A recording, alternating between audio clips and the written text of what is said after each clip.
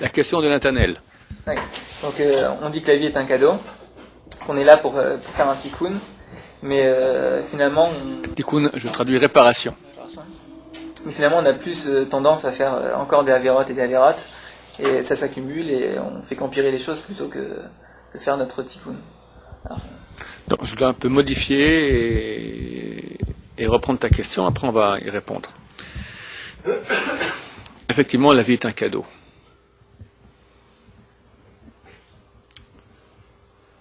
Pourquoi un cadeau? Parce que, de son inné d'ailleurs, personne ne veut mourir. Pourquoi? C'est marqué Tov Yom Hamavet Yom Hivaldo. Mieux le jour de sa mort que le jour de la naissance. On doit être content de partir au Lamaba.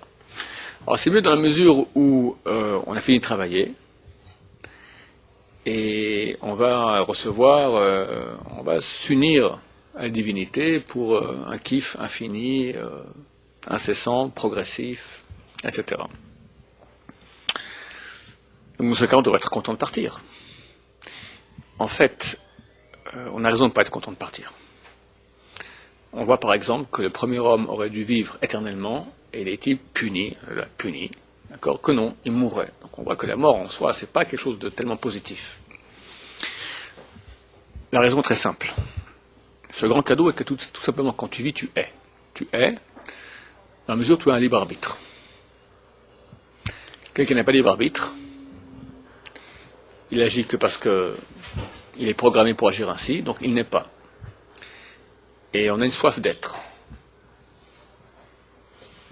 La mort, on va pas cesser d'être, mais là, on reçoit le feedback de ce qu'on a fait, d'accord, le résultat. On ne peut plus agir, on ne peut plus progresser. C'est marqué que quelqu'un, quand il est mort, il est chofshim la mitzvot, il est libre des mitzvot, fini. Alors, est-ce que c'est bien ou pas bien? C'est bien parce que tu n'as plus maintenant l'effort à faire. Tu es dans le résultat.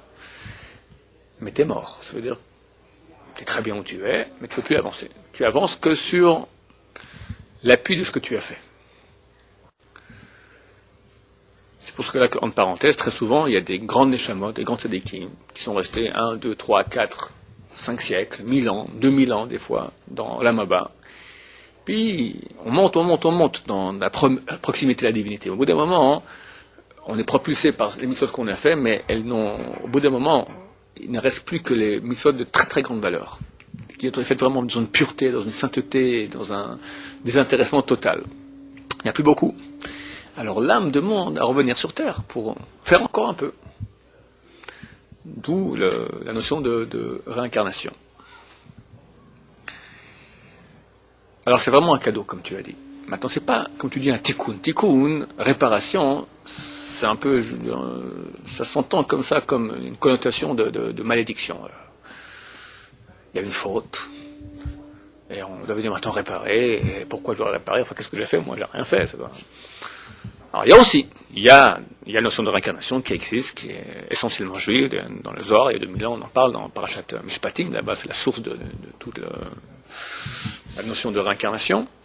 La Kabbalah en parle énormément, il y a tout un portail, il y a 8 portails qui écrit Rabbeinu Hari, le 8e s'appelle, un des 8 s'appelle Shara Gilgulim, le portail des Gilgulim, donc c'est toute la science de la métempsychose de cette notion de réincarnation, qui vient, quelle partie vient, pourquoi, quand, comment, c'est très compliqué. Et donc il y a aussi cette donne que des fois quelqu'un qui a pas suffisamment fait dans une réincarnation passée, ou pire, fait beaucoup de mal, donc il vient réparer. Mais c'est pas forcément qu'on est tous ici en train de réparer.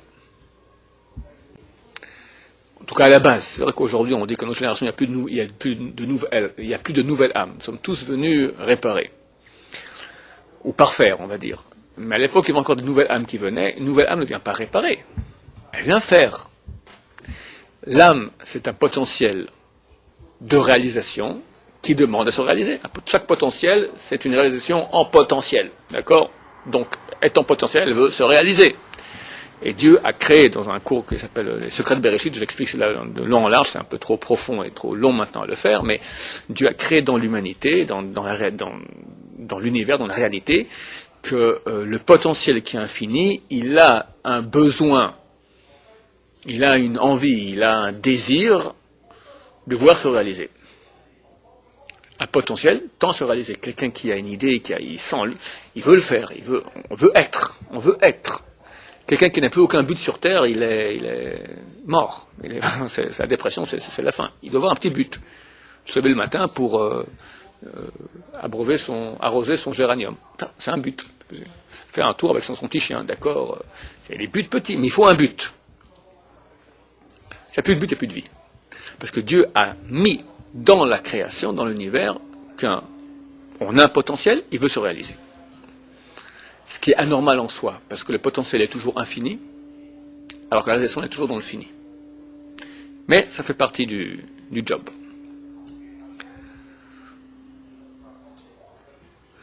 Donc, à la base, on ne vient pas réparer, on vient réaliser. Et c'est vrai qu'on réalise dans le fini, mais les choses qu'on réalise maintenant dans le fini ont un impact infini, c'est-à-dire les mitzvot. Quand on réalise dans les mitzvot, on crée des réalités qui sont infinies. Maintenant, tu me dis, vu que ce monde-là, étant un monde de libre arbitre, ça implique qu'il y ait du mal et du bien. J'ai bien devant toi la vie et la mort, le mal et le bien, choisis la vie, donc il y a aussi du mal et il y a aussi de la mort.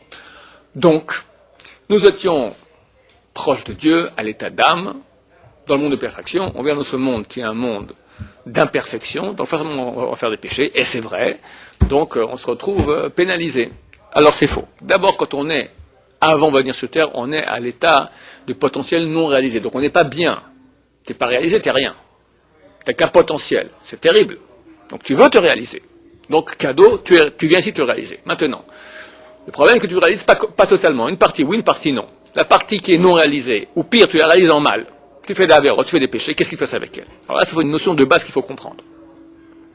C'est que les choses qu'on peut réaliser en bien, elles ont une portée éternelle. Je réalise une mitzvah, c'est éternel. J'ai créé maintenant j'étais associé, j'étais uni à Dieu dans la réalisation de son désir. Donc je suis maintenant la main de Dieu. Je suis la main de Dieu. La Gemara de Babatra, page 75a, page 75b, dit Amar Rabbi Yochanan, à la fin des temps, les tzadikim seront appelés au nom de Dieu. On peut appeler quelqu'un au nom de Dieu? Oui. Parce que quand un tzadik réalise la volonté de Dieu, il fait un avec Dieu. Comme quand ma main passe de la main droite à la main gauche un verre d'eau, d'accord? Tu peux dire, ma main c'est pas moi c'est moi. Moi c'est une entité spirituelle. Ma main c'est un morceau de steak. Mais je ne vais pas dire maintenant tout coup ma main a donné une tarte à quelqu'un. Excuse-moi, Rudy, je ne sais pas ce qu'il arrive. Ma main, tiens, ça lui reprend sans cesse. Reste tranquille, d'accord? Ma main, c'est pas un être intrinsèque. Elle est unie à moi. Moi, c'est ma volonté, en tout cas. Mon moi s'exprime par ma volonté, qui passe en pensée, et la pensée, c'est le cerveau qui va ordonner la main d'agir. Donc on ne peut pas dire maintenant, votre main m'a donné une gifle. Vous m'avez donné une gifle. Vous, c'est moi, c'est un truc, un bidule machin, un spirituel. Mais c'est moi. Ma main et moi font un. De même, Am Israël fait un avec Dieu. Dieu, on ne sait pas ce qu'il est, comme le bidule machin, mon âme, je ne sais pas ce que c'est. Lorsque Dieu s'exprime en volonté, on ne sait pas qui il est, mais sa volonté s'est exprimée en une pensée. La pensée, c'est la Torah. C'est le cerveau. C'est donc déjà les neurones, la pensée, c'est déjà quelque chose d'intelligent et d'intelligible. Et lorsque nous allons réaliser la volonté de Dieu exprimée de façon intelligible dans la Torah, on devient la main de Dieu. Et on fait un avec lui. C'est le secret, c'est le Chazal, que Raïta, la Torah, Kutcha Berechu, le Saint béni soit-il, et Israël font un. On est un. Donc, lorsqu'on va être dans cette mesure un avec Dieu, on réalise dans une réalité éternelle, infinie, absolue. C'est être. Le plus grand être qui puisse être, vraiment c'est un grand cadeau, tu vois. Soit Dieu. Un point tel que la Torah dit, c'est marqué Vetem Kedoshim, Ki Kadosh Ani Hashem. Vous me serez consacrés car je suis sacré moi-même Dieu.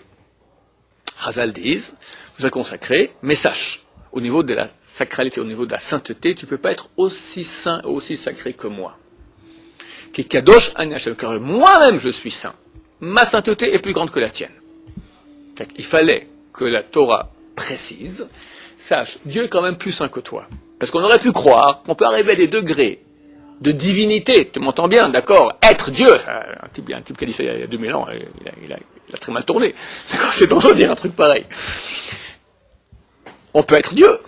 Ça veut dire quoi? Comme ma main et moi. Alors, il y a moi, mon moi, il y a ma main, c'est pas la même. ne crois pas que je me trouve là-dedans. D'accord? Ça fait partie de moi. Partie petite. Donc, il y a Israël et il y a Dieu. Mais on peut arriver à une réalité divine tellement grande qu'il est nécessaire de dire, sache, tu n'es pas quand même comme le Dieu. Qu'une partie de lui. Bon, ça veut dire que c'est quand même extraordinaire comme cadeau. Ça, c'est le côté du bien. Le côté du mal. Le mal, qu'est-ce que c'est? Pour la énième fois, j'ai souvent expliqué ici. Le mal, c'est la réalité du mensonge. Or, ces deux mots, réalité et mensonge, sont deux mots qui sont antinomiques. Réalité, c'est une chose qui a une réalité. Mensonge, c'est une chose qui n'a pas de réalité. Je dis c'est une poule, c'est un mensonge parce que dans la réalité, c'est pas une poule, c'est un verre. D'accord? Je suis Rothschild, c'est un mensonge parce que dans la réalité, je ne suis pas Rothschild. Donc, comment tu dis une réalité de mensonge? C'est ça le mal. Le mal, c'est qu'on donne une réalité, une chose qui n'a pas de réalité en fait. L'imagination, le mensonge. Prends aujourd'hui l'image qu'utilise très souvent aujourd'hui le mal, c'est l'image de la femme. Je ne dis pas la femme, je dis bien l'image de la femme. D'accord? Aujourd'hui, on vend tout, n'importe quoi avec ça. La Terre tourne avec ça. 90% d'Internet tourne avec ça, avec l'image de la femme. Entre la femme et l'image, et par extension l'imagination de la femme, il y a 1 milliard d'années-lumière. La femme, somme toute, prend une photo médicale d'une femme nue, sans voir la tête. Bon. Mais prends l'image de la femme avec l'imagination, avec le suggestif, avec le tatati, avec le tatata, on montre pas, on suggère. Je m'excuse de parler d'une chose aussi crue ici dans une yeshiva, d'accord?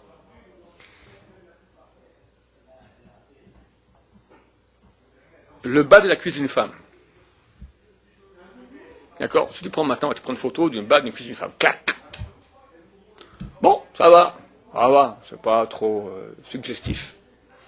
Maintenant, tu prends une robe, tu fais juste une petite échancrure, on voit qu'un petit morceau de la cuisse de la femme. C'est à peu près 10 000 fois plus suggestif. Pourquoi? Tu es d'accord avec moi? Pourquoi? Parce que la réalité est la réalité, et le mensonge, il est dans l'imagination, dans ce qui n'existe pas. Parce que soulève la robe, t'as un morceau de cuisse. Bon, c'est pas extraordinaire.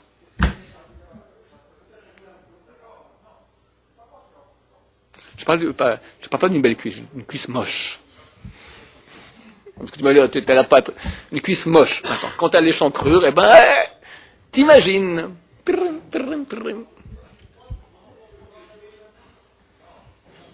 Ça te rend fou. Mais c'est quoi tout ce trip, d'accord? C'est de la non-réalité.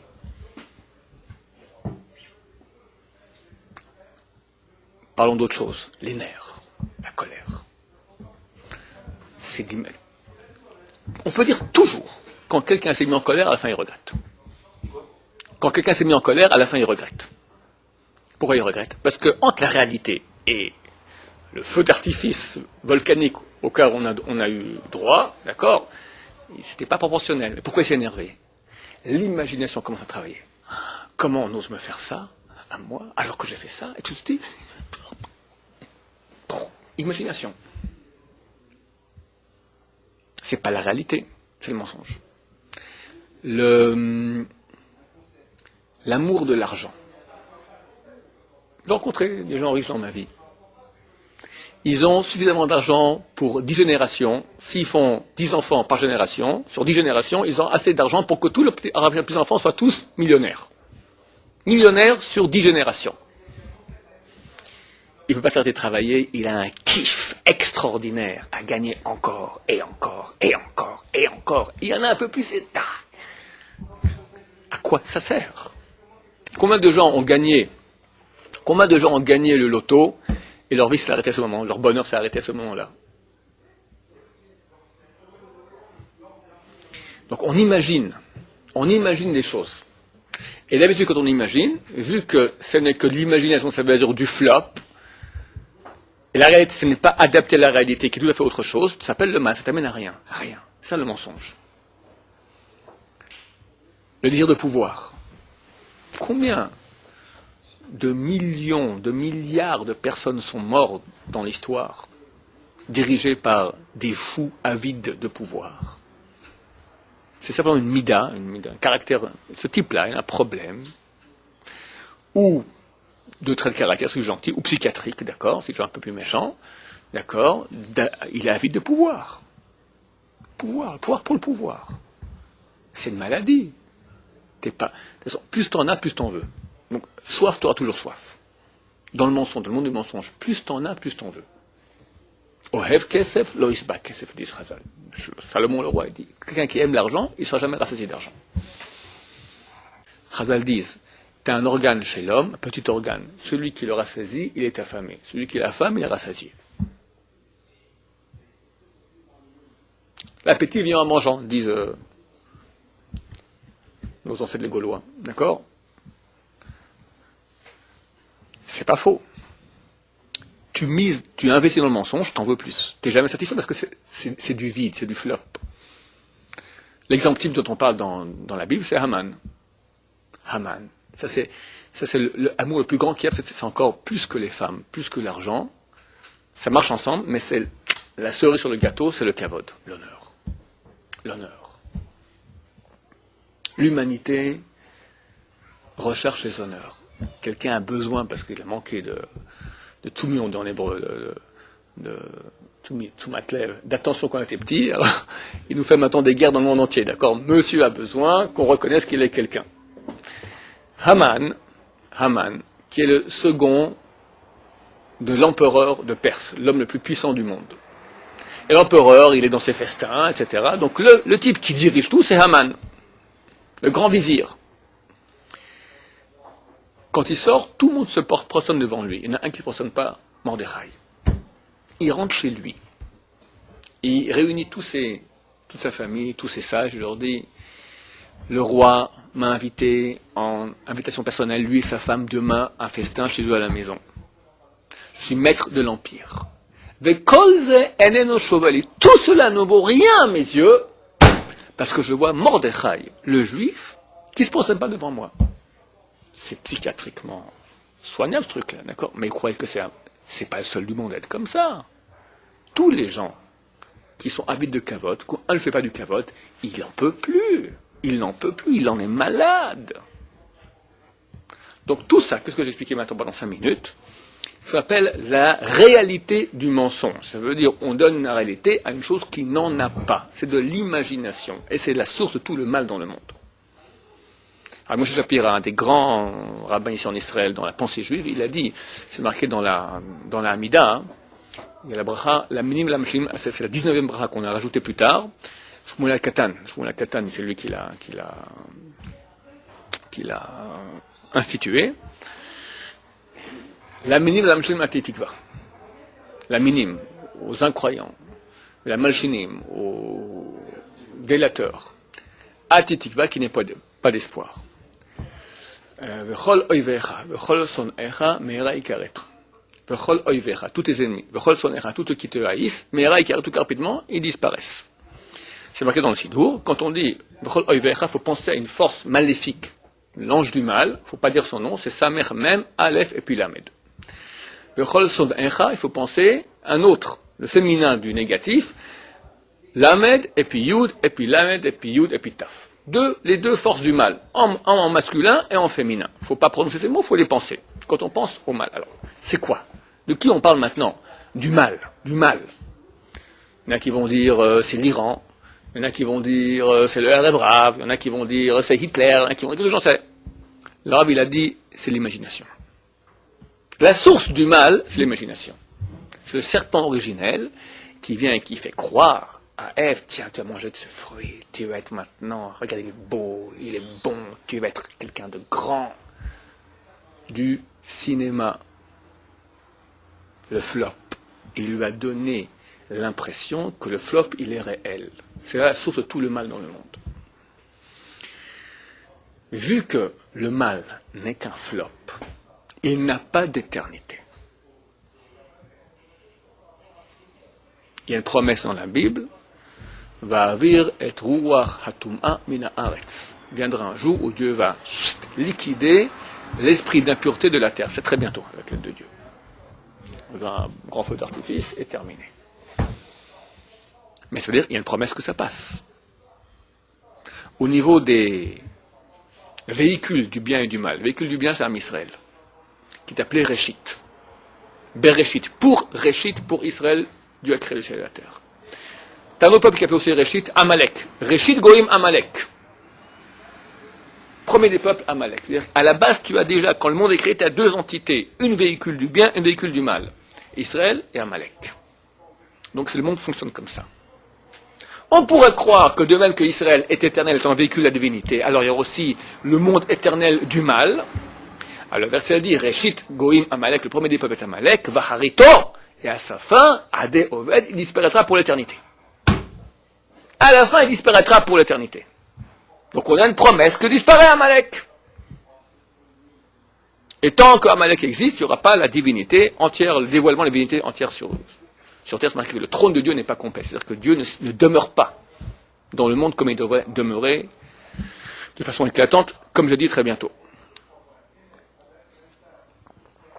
Donc, même si quelqu'un fait le mal, il fait du mal, beaucoup plus de mal que de bien.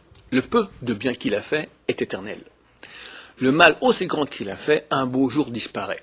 Ça veut dire, il payera des factures, il les réparera difficilement dans la Mazé, dans la Maba, tu as beaucoup de programmes de réparation, etc. Mais à la fin, tout le monde aura part à la divinité. Parce qu'elle est éternelle, et le mal n'est que temporaire, il n'est que le flop.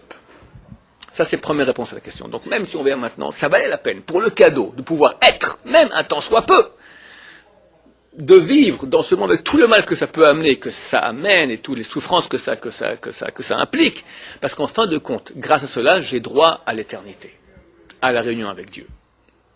Bien sûr, nous voulons le faire dans le bien. C'est plus agréable. C'est aussi la volonté de Dieu. Et il y a quand même une différence, ou si tu vas droit, ou si tu vas tordu, à la fin. Tu arriveras, chacun aura son tikkun, mais si tu es arrivé par toi-même, tu as plus que si tu es arrivé malgré toi. Première réponse. Deuxième réponse. Et une notion plus profonde dans les Gilgulim, dans les réincarnations.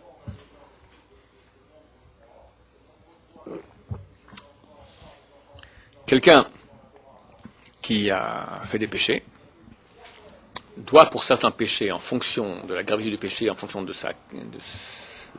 l'identité d'âme qu'il est, sa racine d'âme, d'où il est, qu'est-ce qu'il est, pourquoi il est là, ça, pour certains péchés, on doit venir ici en réincarnation. Pour réparer. Dit Rabbi Chaim Vital, dans justement ce 8e portail, un des 8 portails de la mystique juive, dans celui des Paragilgulim, dans le portail des réincarnations, il dit, à ce moment-là, il y aura un problème. Quelqu'un vient maintenant, tu prends un échantillonnage de la population, tu prends 1000 personnes, qui sont venues sur Terre, et en moyenne, il y avait 50% de bien, 50% de mal. Alors ils reviennent maintenant. On revient au même résultat. En moyenne, tu auras 50% de bien, 50% de mal. Alors ils reviennent, 50% de mal. On n'en finit pas. On va stagner toujours. Que fait Dieu dans sa grande miséricorde? Voyons que justement, le but c'est que ça avance, c'est la question. Alors, à part l'incarnation, il va créer une autre notion qui s'appelle Ibur Neshama. Ibur Neshama, littéralement, être enceinte du Neshama. Alors attention, des gens qui m'ont entendu sur Internet sont allés pour finir en hôpital psychiatrique parce qu'ils se croyaient enceinte du Neshama, des trucs pareils. Il ne faut pas, tout ce que je parle de choses qui sont profondes, il faut prendre on en parle comme ça sur le bout des doigts et on sait pas vraiment de quoi, je ne sais même pas très bien de quoi je parle.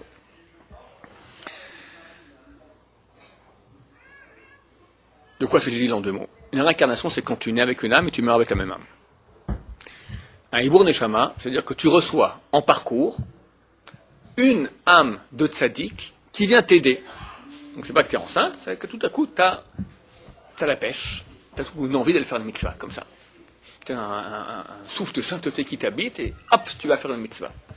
D'habitude, cette âme de tzaddik vient parce qu'elle-même a envie d'être bénéficiaire de cette mitzvah. Elle est dans la Maba, elle ne veut pas revenir en réincarnation.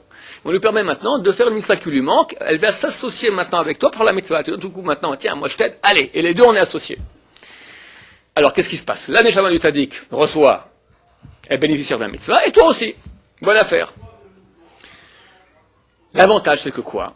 C'est que si la personne qui reçoit le supplément d'âme du Tzadik fait un péché, le Tzadik qui est venu maintenant l'habiter quelque part n'est pas associé dans le péché, n'est associé que dans la mitzvah.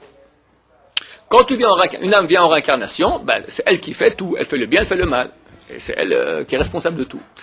Quand c'est pas une réincarnation, quand c'est un Hibur Neshama, quand c'est une âme qui vient habiter en tant qu'âme enceinte, on va dire, tu tombes enceinte d'une âme, tu viens porteur d'une âme de tzaddik, l'âme de tzaddik n'est associée avec toi que dans les mitzvot et pas dans la garotte. Ça veut dire que toutes les personnes qui sont déjà dans la mama, qui viennent maintenant nous aider à faire des mitzvot, eux peuvent que se parfaire, sans prendre le risque de tomber dans le panneau du mensonge de ce monde-ci. Et comme ça, les âmes arrivent à se parfaire.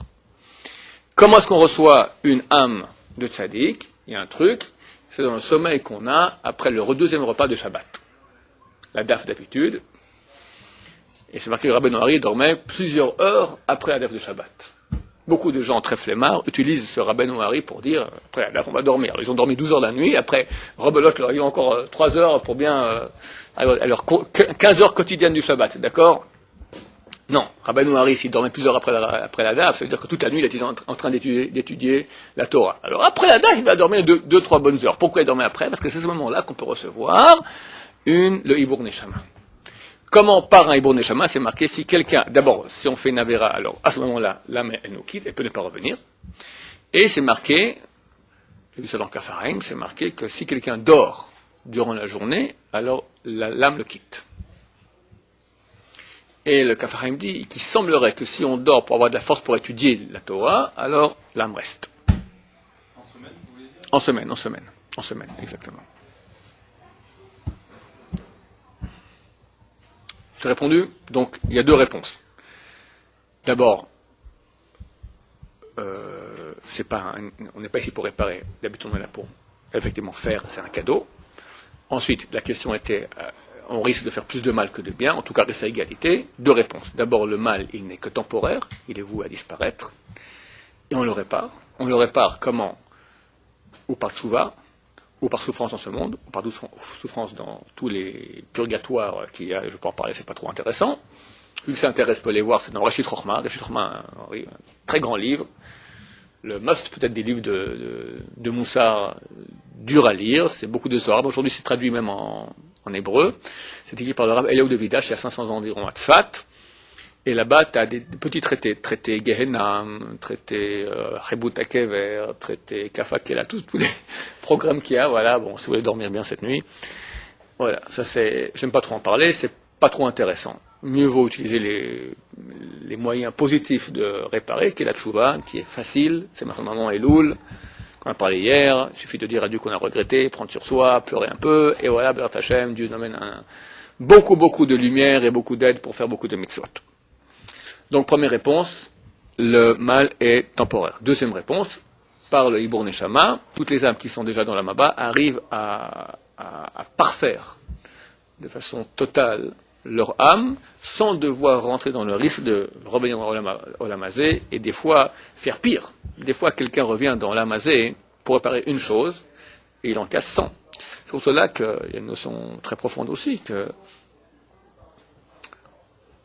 des fois on voit des gens qui meurent jeunes. Ou on voit des gens qui sont des grands tzadikim, qui tout à coup perdent la vue, ou perdent la parole, ou deviennent chas v'shalom amputés. C'est terrible. Ou des gens qui naissent comme ça. D'habitude, ce sont tous des grandes âmes. Ce que je dis est dur à comprendre parce que nous on vit dans Olam Hazé. Mais il faut comprendre maintenant, il faut avoir le regard de Olam Haba, pas maintenant de l'infini. Olam Hazé par rapport à l'infini, il n'a aucune valeur. Et tout simplement, ils disent à Dieu, écoute, pourquoi maintenant, moi, je suis revenu toute ma vie de faire la shonara. Je reviens sur terre pour réparer. Alors celui qui meurt jeune, il a réparé un petit truc qu'il devait faire. Bye bye, il part tout de suite. Qu'est-ce qu'il va rester ici? Un autre qui, avant de venir dans ce Olam, dans ce monde, il lui dit, écoute mon vieux, il faut revenir. Pourquoi? T'as un problème maintenant, il faut réparer l'écoute, les yeux, je sais pas. Je dis, mais la bouche. Moi j'étais parfait, j'ai tout réparé. C'est vrai. Alors, pourquoi tu me remets maintenant dans ce monde-ci où je vais retenir sa bouche? C'est très très dur dans ce monde. Mais il faut que tu reviennes, lui disait, sinon t'étais pas parfait. Alors l'âme implore Dieu de revenir dans ce monde muet. Muet, comme ça, pas de problème. C'est-à-dire perdre, c'est un organe qui est mort. Ça veut dire, la vie, c'est libre arbitre. Quelqu'un préfère rester dans l'amaba au niveau de la parole. À l'état de mort, c'est-à-dire quoi? Mort à l'état de parfait. C'est parfait, je ne vais pas venir prendre le risque de gâcher maintenant l'organe de la parole. Idem, quelqu'un qui est aveugle, quelqu'un qui est sourd, quelqu'un qui est amputé, etc. Ou en début du parcours, en milieu du parcours. On nous souhaite tous à rester de bonne santé, vers Hachem, jusqu'à 120 ans, avec tous nos organes en bon état, et faire des mitzvot avec, beaucoup. Des questions, des commentaires sur ce qu'on a dit? Sur l'âme de Tzadik, on a de Hibur Neshama, c'est ça? Oui. Tant qu'on ne fait pas de la vérote, elle reste... Non, si on fait une vera, elle part forcément, mais des fois elle reste un certain temps pour faire la mitzvah. Elle peut venir des fois des années, des dizaines d'années, des fois elle vient pour une mitzvah, elle repart. Tout en fonction de nos mérites, de ses mérites. Pardon? Déjà tzaddik pour faire bien. Pas forcément. Nous, pas forcément. Il passe pas les balais de Tchouva, justement. Ça se peut, que très souvent, les balais de Tchouva, c'est énorme la Tchouva. Il n'y a pas de plus grand que les balais de Tchouva. Un balai de Tchouva, c'est... Ça se peut. Il y a des gens des fois très simples qui ont un Hibur Neshama. On raconte l'histoire sur Baba Saleh, qu'il était à Paris, chez un membre de sa famille, dans un magasin, tout coup il y a un type qui rentre avec les cheveux longs, un piercing, comme ça, il le voit depuis le bureau, il fait, appelez-le. Et il boit avec lui, il discute comme ça, tout le monde ne comprend pas. Un hippie à l'époque, c'était pas encore les punks, il n'y avait que les hippies. Qu'est-ce que... Baba Saleh dit après, il avait en lui une étincelle de Rabbi Meir. Rabbi Meir Balanes. Une étincelle. Qu'est-ce qui fait une étincelle chez un hippie? D'accord? Il y en a aussi, d'accord, comme ça, voilà. Il y avait une étincelle qui est venue pour faire une mitzvah, que les hippies voulaient faire aussi. Qu'est-ce que j'en sais? Il y a des choses comme ça qui ont lieu, c'est certain.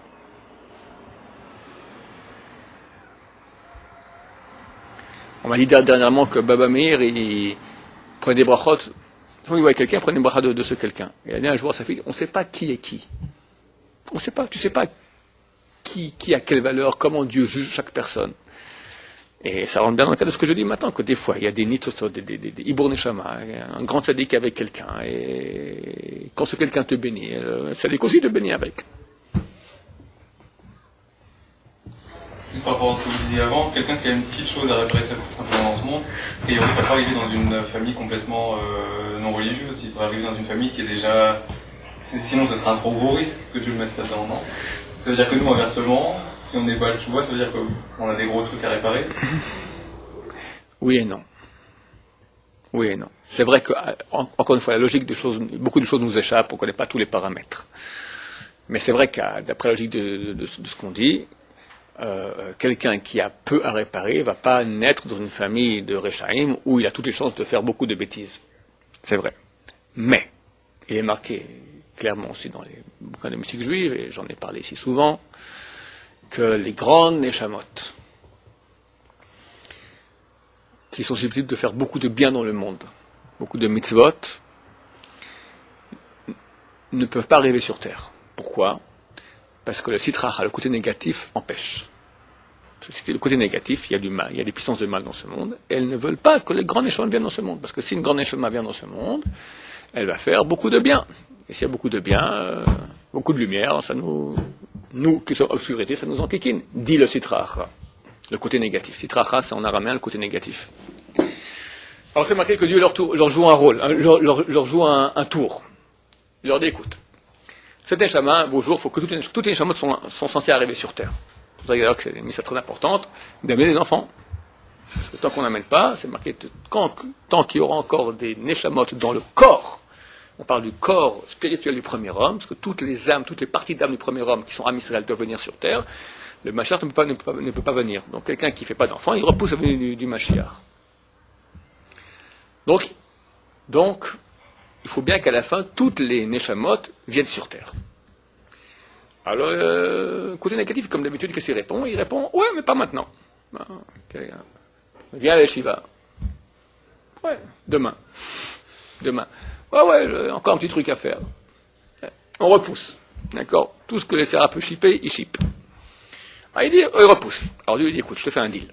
Cette Neshama, elle est énorme, n'est-ce pas? C'est un grand potentiel. Donc, si un grand potentiel fait du mal, ça fait beaucoup de mal. Une petite Neshama, c'est une trottinette. Une grande Neshama, c'est une Columbia. Une navette spatiale. Petite trottinette qui va très bien, très droit, elle fait du 20 à l'heure. Elle fait une avéra, elle fait un faux mouvement à la trottinette, ok, c'est un petit bobo au genou. Une navette spatiale qui va droit, elle fait du 200 000 km à l'heure, je sais pas, quelque chose d'assez rapide. Mais une erreur d'une navette spatiale, qu'est-ce que ça fait? Ça fait mal, d'accord? Ça fait beaucoup plus mal qu'un petit bobo au genou. Donc, un grand potentiel qui va faire du mal, pour le côté négatif, c'est une catastrophe. Pour le côté négatif, c'est très très bien, parce qu'il va créer une catastrophe dans le monde, il va détruire la moitié du monde. Un type qui a un grand pouvoir, qui a une grande neshama, et qui est utilisé en mal, il peut faire beaucoup de mal.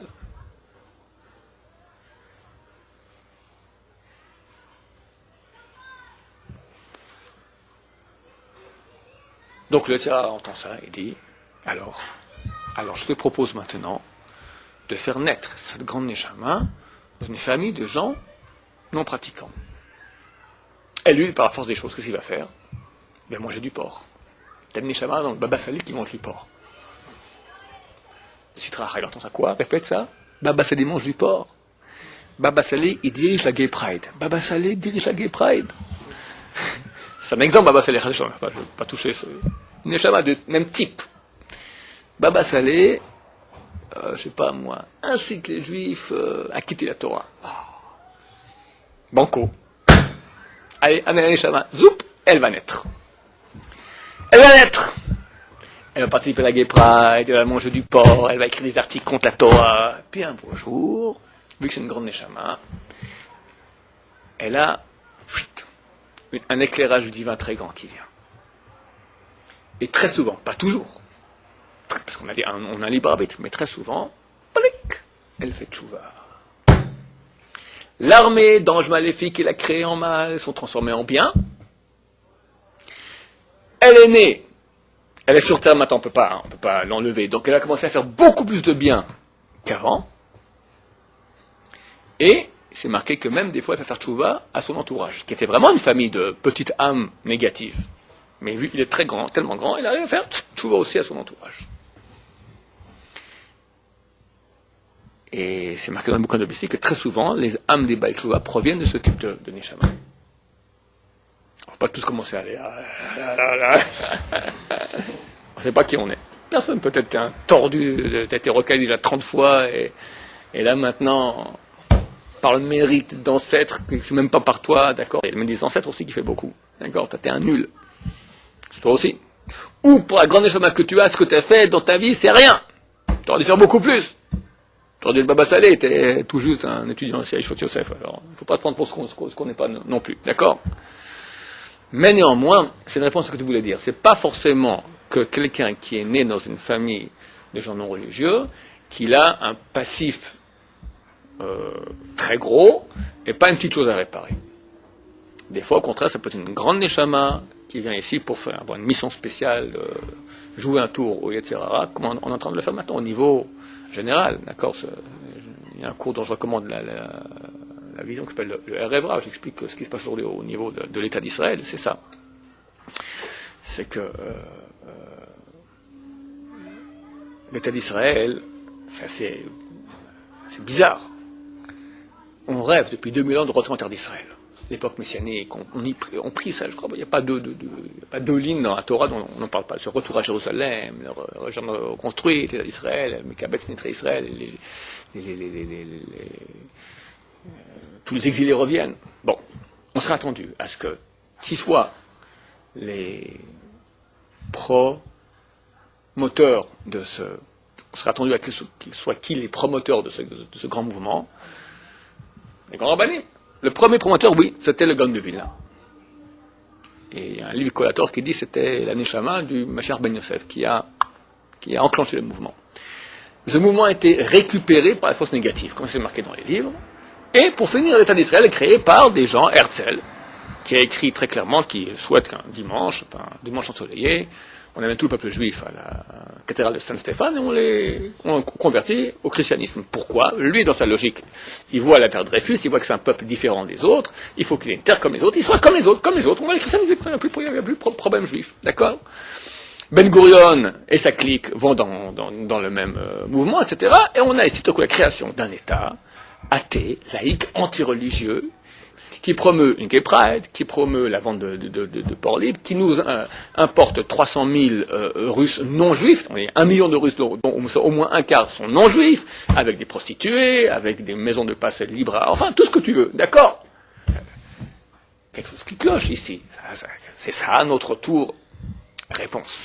Tu as joué un tour au côté négatif. Toutes les nations qui sont les véhicules du côté négatif, l'OLU, l'organisation des loups unis. On a écouté. Vous avez essayé maintenant, ça fait 2000 ans que vous voulez maintenant annihiler ce peuple. Chaque génération, quelqu'un se fait pour nous anéantir. 2000 ans t'as essayé, t'as amené Hitler, Staline, et ils sont encore toujours là. On va amener le système des juifs eux-mêmes. Ben Gurion et sa clique. Eux, ils vont les rendre goy. On va autoriser une gay pride à Jérusalem. Quoi? Répète-le-me-le. C'est pas passé maintenant, c'est à Jérusalem, la veille de Rosh Hashanah, la ville sainte, gay pride. En Israël par des juifs. Banco. Le côté négatif accepte, l'OLU accepte de donner la terre d'Israël aux juifs. Mais quels juifs? Ceux-là! Pas les religieux. Aucun religieux. Aucun religieux. Il y a quelques comme ça. 200 personnes orthodoxes au début de la création de l'État. Et tout à coup, après 60 ans, qu'est-ce qui se passe? Ils font tchouva. Mais par centaines de milliers.